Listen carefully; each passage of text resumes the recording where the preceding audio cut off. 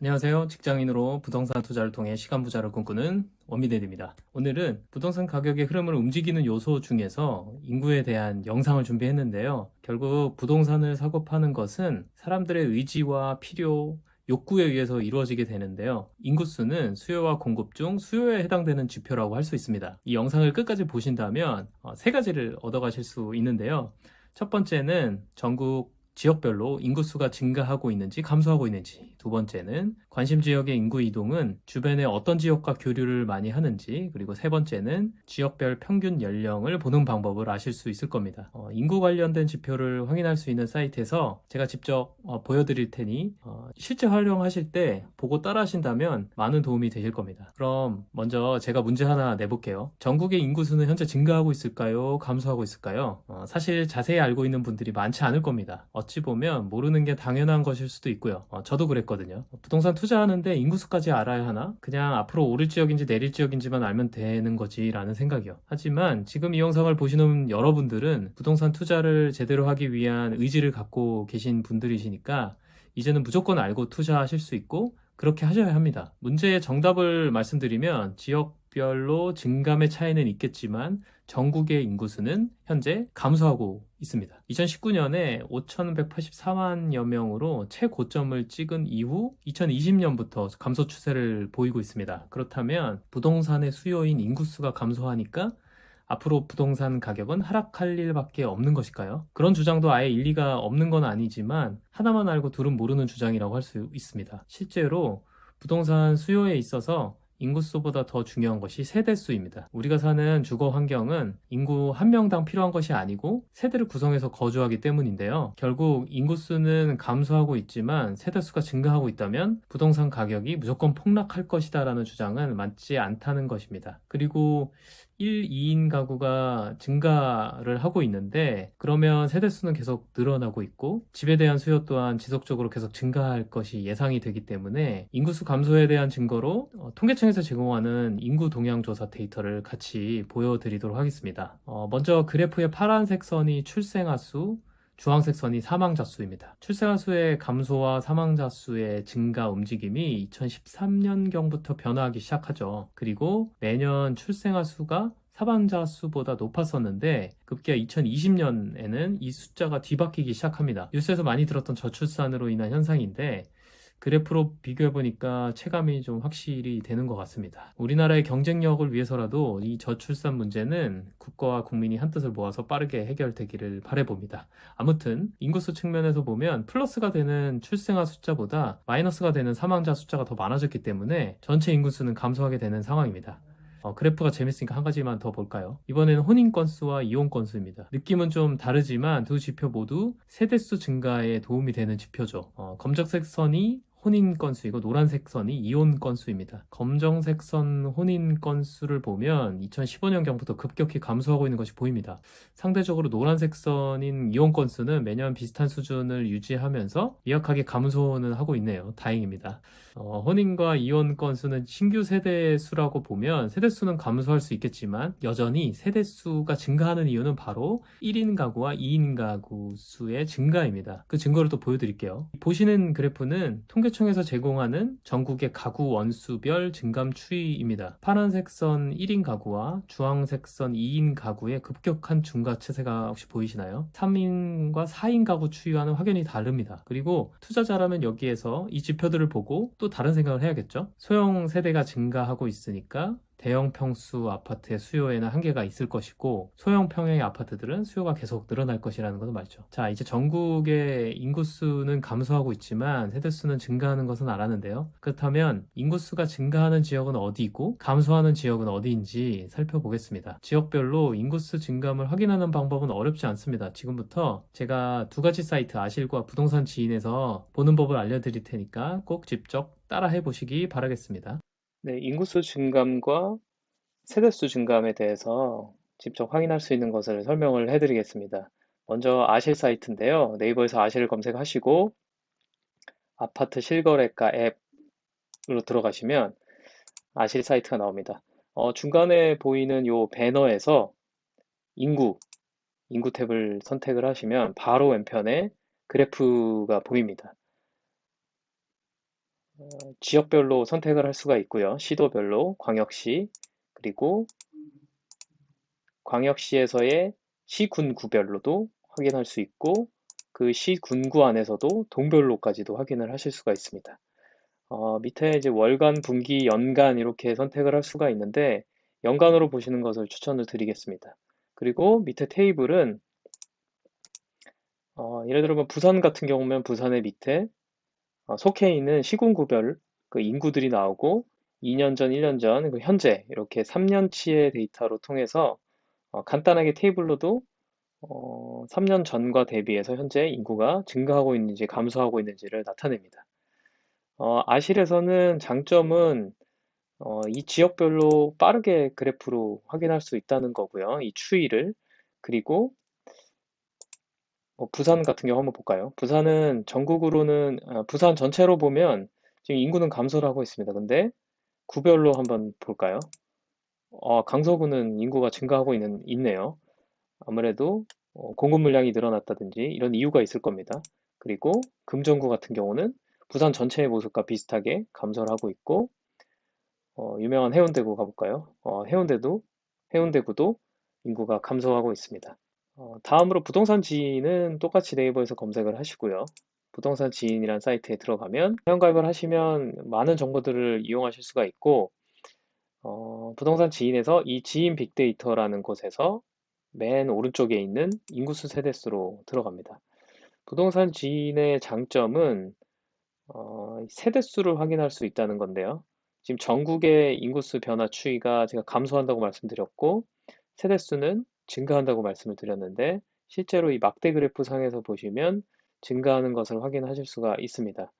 그리고 이 지금 전국으로 봤을 때 이 광역시와 도별로 인구수와 세대수, 초록색이 인구수고요. 파란색이 세대수인데 이렇게 한꺼번에 보여줍니다. 그래서 시각적으로 훨씬 좋고 세부 지역을 한번 볼까요? 부산광역시로 똑같이 한번 가보면 아까는 아실에서 왼편에서 이렇게 테이블로 보여주던 것이었는데 구별로 부동산 지인 같은 경우는 그래프로 보여줍니다. 물론 이 그래프가 인구수의 높은 순으로 나열하지는 못하지만 이 가나다 순으로 인구수와 세대수를 보여주고 있고요.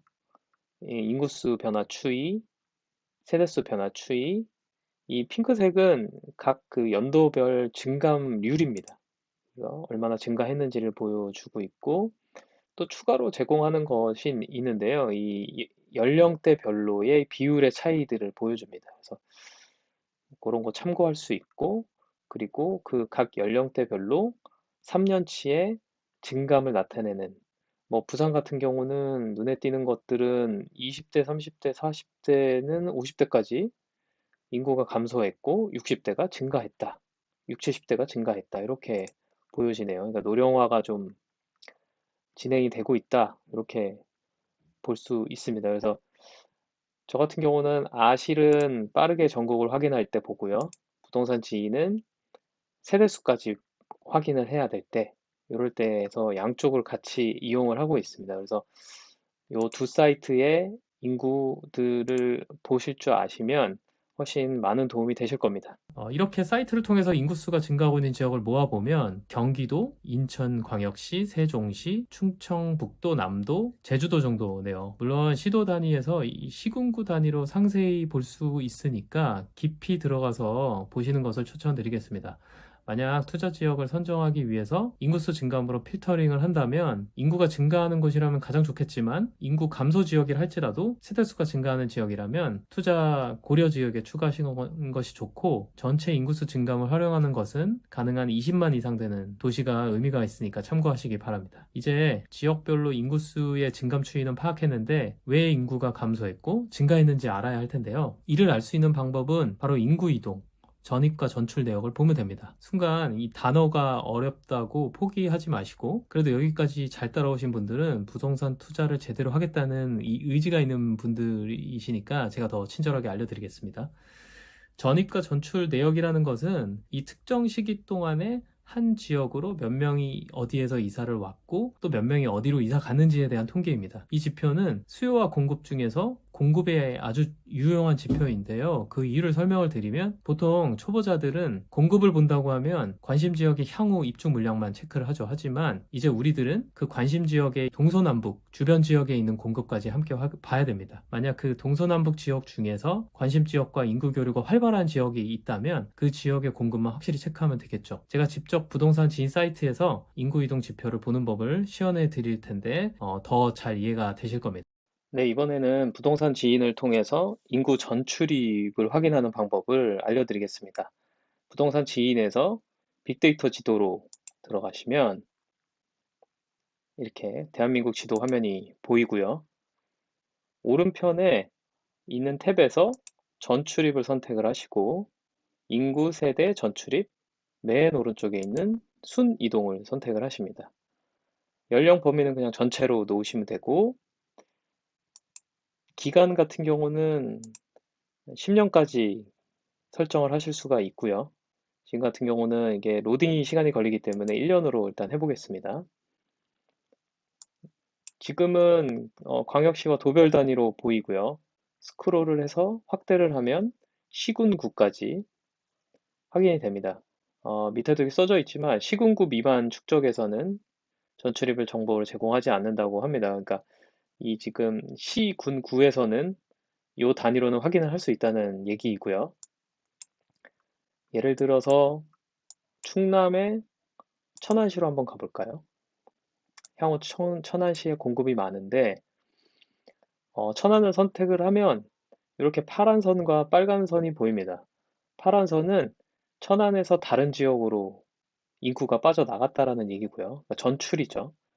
빨간 선은 다른 지역에서 천안으로 들어왔다는 얘기입니다. 실제로도 화살표가 그렇게 움직이죠. 전입이라는 건데 이 왼편에 정리를 해놨습니다. 가장 전출이 많은 지역, 천안에서 가장 많이 인구를 뺏긴 지역이죠. 그게 아산시 6,000명, 평택시 1,100명, 화성시 300명, 1년 동안. 그리고 인구가 가장 많이 천안으로 유입된, 전입이 많이 된 도시는 부천시 200명, 고양시 190명, 이렇습니다. 그러면 지금 천안 같은 경우는 아산시로 6,484명이 이사를 갔다는 얘기입니다. 그래서 제가 이제 충남 아산시와 천안시를 예를 든 이유는 향후 3년 동안 아산시의 공급이 굉장히 많아요. 근데 천안은 적정 수준인데 한 24년부터 공급이 많아지기 시작합니다. 그러면 천안만 봤을 때는 아직 투자를 할 가치가 있는 곳이네, 공급으로 봤을 때. 근데 하지만 천안과 아산은 굉장히 인구 교류가 많은 지역이고 가장 인구가 많이 빠져나가는 것이 아산이기 때문에 만약에 아산에 공급이 많은 경우 천안도 분명히 영향을 받을 거라는 얘기입니다. 그렇기 때문에 이 인구 이동은 굉장히 중요합니다. 예를 들어 평택시를 한번 더 볼까요? 평택시 같은 경우는 화성시와 인구 교류가 굉장히 많네요. 화성시에서 가장 많이 인구가 유입됐다라는 걸로 1년 동안 그렇게 보입니다. 수원과 화성이네요. 그런 식으로 주변에 있는 이 동서남북에 있는 지역들을 다 한 번씩 선택을 해보시고 실제로 어디가 유입이 가장 많은지 제 생각에는 한 5년 단위로 보시는 게 좋을 것 같습니다. 네, 그렇게 기간을 설정하셔가지고 꼭 이 인구의 이동, 전출입을 확인을 하시면 실제로 이 지역에 대한 이해도가 훨씬 더 높아질 것입니다. 이렇게 지역별 전입과 전출 내역을 보는 방법을 알게 되면 주요 도시들에 대한 이해도가 한층 높아지실 겁니다. 마지막으로 제가 인구와 관련된 지표 중에서 잘 활용하는 지표는 평균 연령입니다. 평균 연령은 다소 생소한 분들이 있으실 것 같은데요. 여러분들은 젊은 동네에 살고 싶으신가요? 아니면 어르신들이 많이 계시는 곳에 살고 싶으신가요? 장단점이 있겠지만 아무래도 젊은 동네가 육아, 상권, 환경, 직장 등 여러 가지로 살기에는 더 좋을 겁니다. 투자자라면 당연히 사람들이 살고 싶은 지역에 부동산에 투자를 해야 합니다. 평균 연령이 무조건 낮은 지역이 좋다는 말씀을 드리는 것은 아니고 최소한 전국 평균이나 시도별 평균보다는 낮은 시군구가 좋다고 말씀드리는 겁니다. 그 이유는 젊은 동네는 살기 좋은 것도 있지만 아파트 거래 활성화 측면에서 훨씬 유리하기 때문입니다. 보통 결혼을 하면 신혼집은 20평 내외의 작은 평형에서 시작하죠. 그리고 자녀가 태어나면 30평으로 이동하게 되고, 중고등학생이 되면 이제 방 하나씩은 줘야 되고, 아빠들의 로망인 서재, 엄마들은 이제 아이들의 방해를 받지 않고 드라마를 정주행할 수 있는 이 방을 원하게 되죠. 그럼 40평, 50평형의 아파트로 이동하게 됩니다. 이처럼 평균 연령이 낮은 젊은 지역들은 이 평형 갈아타기를 위한 아파트 거래가 계속되기 때문에 이 지표는 알고 있으면 분명 도움이 될 것입니다. 원래 이 지표를 확인하는 방법이 꽤 번거로웠는데요. 어떤 똑똑하신 분이 무료 사이트를 만들어 주셔서 클릭 몇 번이면 지역별 평균 연령을 바로 확인할 수 있습니다. 이 방법도 제가 바로 시연을 해드릴게요. 네이버에서 평균 연령을 검색을 해보면 네이버에서 그냥 제공하는 평균 연령이 있고요. 이거 말고 조금 내려보시면 대한민국 평균 연령이라는 슈퍼KTS.com이라고 하는 사이트가 있습니다. 여기를 선택해서 들어가시면 심플하게 되어 있는데요. 우리나라 전체 평균 연령, 주요 도시 평균 연령, 이렇게 지역별 평균 연령 이렇게 나와 있습니다. 그냥 선택을 해서 들어가시면 바로 직관적으로 도별로 이 평균 나이와 남자, 여자 이렇게 구분이 되어 있습니다. 그래서 나이 적은 순으로 정렬을 하면 세종시가 지금 37.8세로 가장 광역시와 도별로 보면 가장 젊은 도시이고요. 그 다음에 경기도인데요. 경기도에서는 세부적으로 어디가 낮은지 자세히 보기로 들어가시면 경기도의 정렬을 나이 적은 순으로 하고 그러면 이건 이제 동별로 나오는데요. 구별로 한번 볼까요? 네. 수원시 영통구가 가장 젊은 동네네요. 그 다음에 수지구, 기흥구, 네, 권성구 이런 식으로 시, 군 구별로 동별로까지 볼 수 있습니다.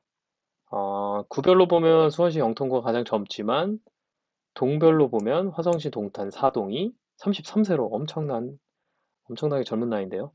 네, 이런 식으로 보실 수가 있습니다. 그래서 다시 전체 화면으로 가서 주요 도시 평균 연령에서 보시고자 하는 광역시의 연령을 보고 더 세부적으로 내가 보려고 하는 시, 군, 구별, 동별 다 확인을 하실 수가 있습니다. 무조건 나이 적은 순으로 정렬을 해야겠죠. 꼭 그래서 예전에는 데이터를 다 끌어와서 엑셀 작업을 했어야 되는데 지금은 이거 하나로만 확인을 하실 수가 있고 만약에 내가 투자하는 지역이 유성구다라고 했을 때 최종적으로 마지막에 평균 연령까지 확인하고 마지막 도장을 찍는 과정으로 활용하시면 좋을 것 같습니다. 평균 연령 확인하는 방법 어렵지 않으시죠? 적극 활용하셨으면 좋겠습니다. 제가 알려드린 인구 관련된 지표를 다시 정리해 보겠습니다. 첫째, 인구수 증감도 중요하지만 그것보다 세대수 증감이 중요하다. 둘째, 인구 교류를 많이 하는 주변 지역을 알면 공급 물량을 파악하는 데 있어서 오판을 하지 않을 수 있다. 셋째, 기왕이면 평균 연령이 낮은 젊은 동네에 투자하자. 사이트 활용법까지 시연해드렸으니까 실제로 따라하실 때 다시 한번 보시면서 따라해 보시는 것을 추천해드립니다. 오늘 영상을 보시고 이해 안 되는 부분이나 추가 설명이 필요한 부분이 있으시면 언제든지 댓글 남겨주세요. 마지막으로 구독과 좋아요, 알림 설정 부탁드리고 여러분의 관심이 저에게 아주 큰 힘이 된답니다. 오늘도 긴 영상 봐주셔서 고맙습니다. 원빈네드였습니다. 또 만나요.